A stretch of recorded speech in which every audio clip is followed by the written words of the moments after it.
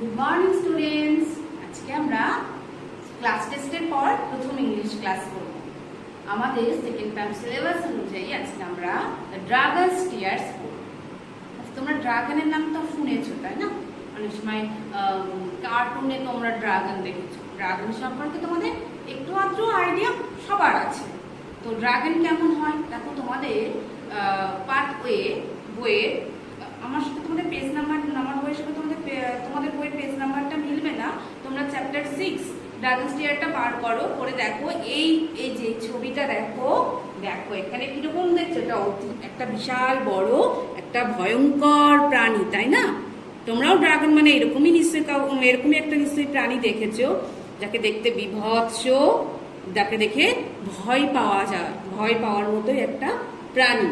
দেখো যার মুখ দিয়ে আগুন ঝরছে, দেখো মুখগুলো কত ধারালো, দেখেই ভয় লাগে, মনে হচ্ছে যেন গিলে খেয়ে ফেলবে।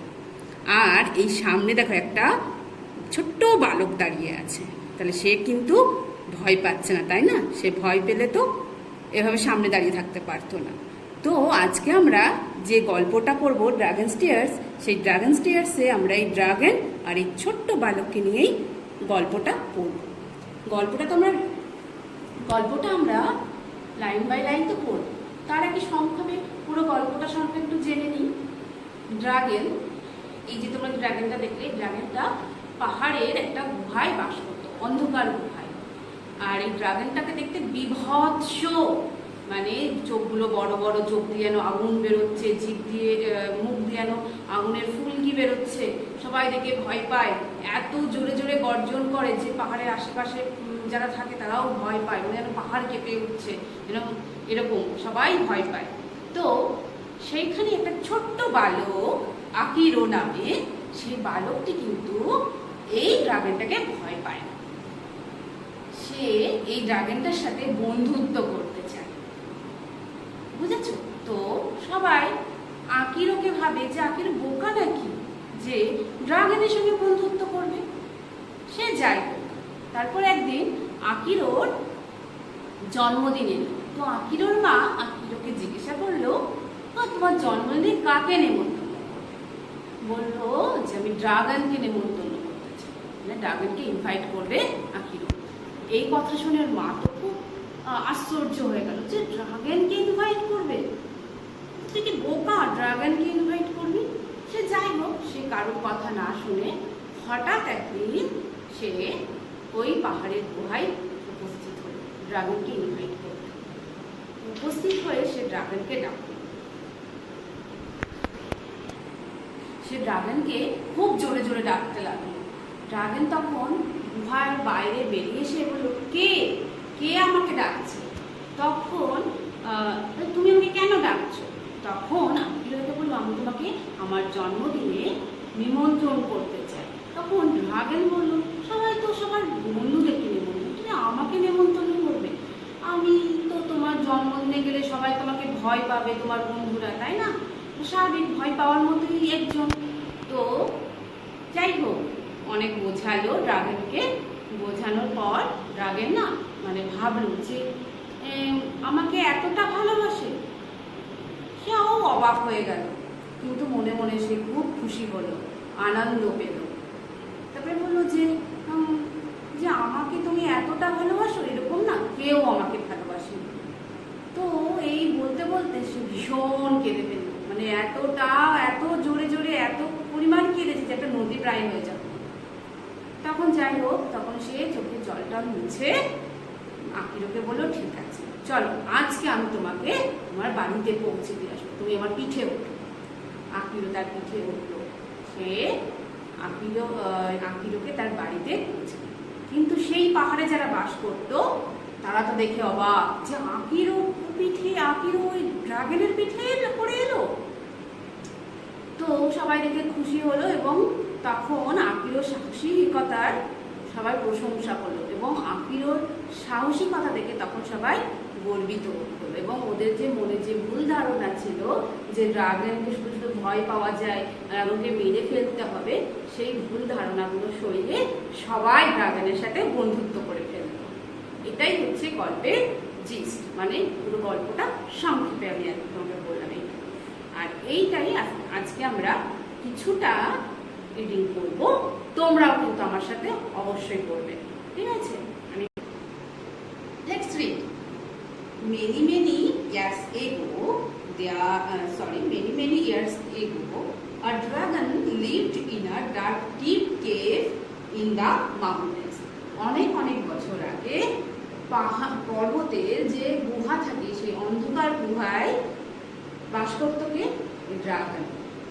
In the darkness of the cave, গুহার ওই অন্ধকারের মধ্যে হিজ আইজ শোন লাইক বলস অফ ফায়ার, তার চোখগুলো যেন আগুনের বলের মতো, আগুনের গোলার মতো মনে হতো। একই গুহাটা খুব অন্ধকার আর তার চোখগুলো যেন জল জল করতো, এগুলো যেন চোখ থেকে যেন আগুন বেরিয়ে আসবে এরকম। tongues of flame came out of his mouth, তার মুখ দিয়েও যেন আগুনের ফুলকি ঝরছে। his roar was like thunder. আচ্ছা, আমাদের যখন বৃষ্টি হয় তখন বৃষ্টিতে মানে মেঘ ডাকে না, প্রচন্ড বাজ পড়ে, তখন আমরা ভয় পাই না, ভীষণ জোরে আওয়াজ হয়, তাই না? আমরা দুই কানে হাত দিই, চেপে যাতে আওয়াজটা আমাদের কানে না আসে।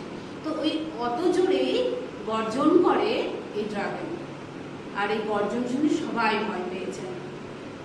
দ্য হোল মাউন্টেন, পুরো পর্বতটা যেন কেঁপে ওঠে।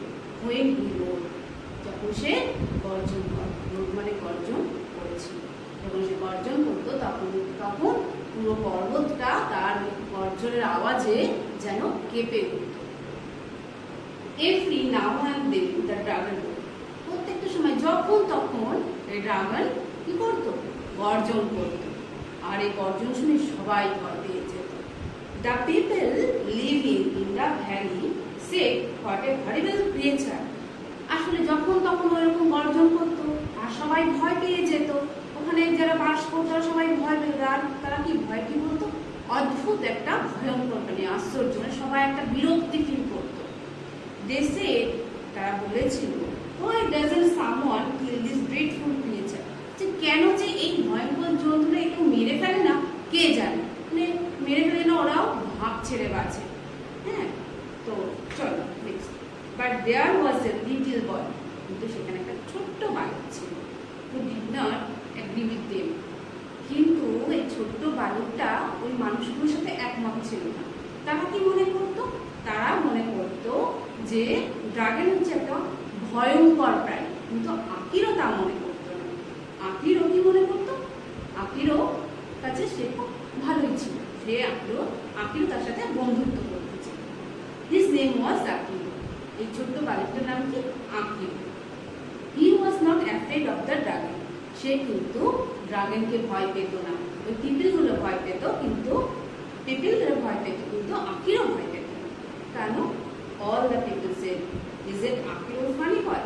ভয় পেত না বলে মানুষগুলো বলতো, আকিরো কি বোকা নাকি, হ্যাঁ, যে ও এরকম জীবকে দেখে ভয় পায় না। হ্যাঁ, when Akiro's birthday drew near, his mother asked him, who are you inviting for your birthday party?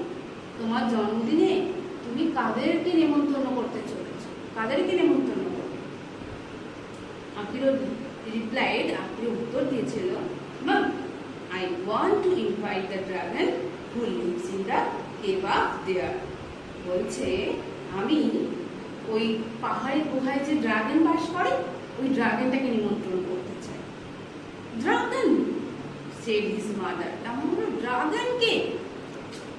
in astonishment, আশ্চর্য হয়ে বলল, তুমি ড্রাগনকে নিমন্ত্রণ করবে? ডোন্ট বি সিলি, এরকম বোকার মতো কাজ করো না।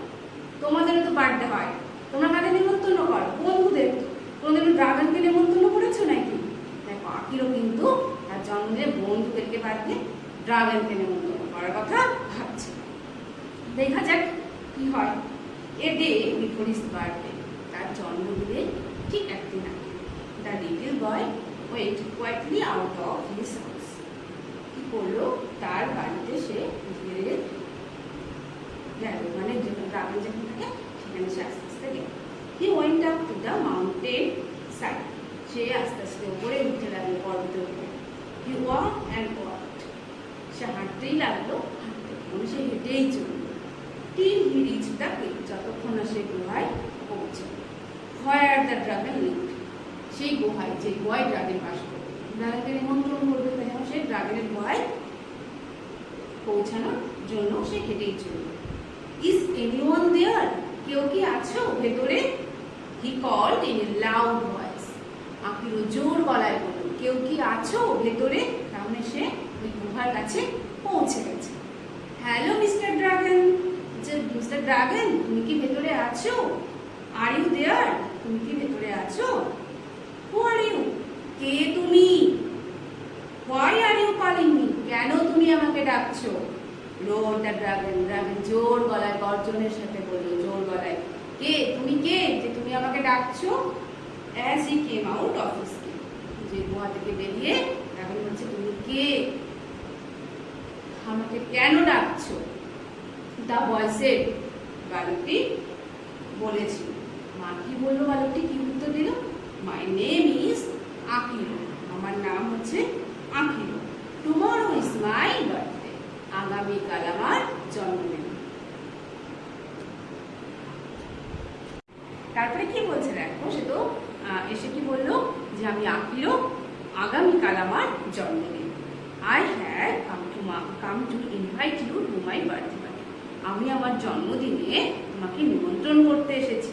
দেয়ার will be plenty of nice things to eat, বলছে সেখানে অনেক কিছু খাবার থাকবে, হ্যাঁ খাবার।